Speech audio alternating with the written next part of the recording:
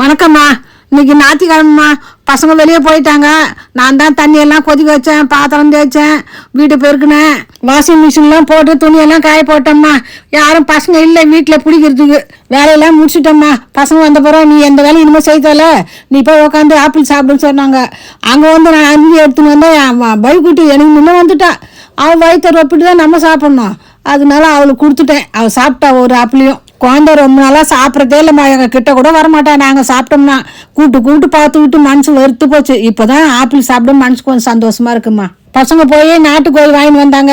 அவங்க சமையல் பண்ண இறங்கிட்டாங்க. நான் அதுங்காட்டி குளிச்சுட்டு பூஜை பண்ணி முடிச்சுட்டேன். அப்புறம் சாப்பிட்டு அப்புறம் பண்ண முடியாதுன்ட்டு பண்ணிட்டேம்மா. அபிஷேக தண்ணி என்ன பண்ணுன்னு கேட்டுருந்தீங்கம்மா. நான் மரம் அங்கே வாழை மரம் வச்சுருக்கேன். நான் அதில் எடுத்துன்னு போய் ஊற்றிடுவேன். நீங்கள் உங்களுக்கு செடி இருந்தால் செடியில் ஊற்றுங்க, இல்லைன்னா சிங்கில் தான் ஊற்றணும், வேறு வழி இல்லைம்மா.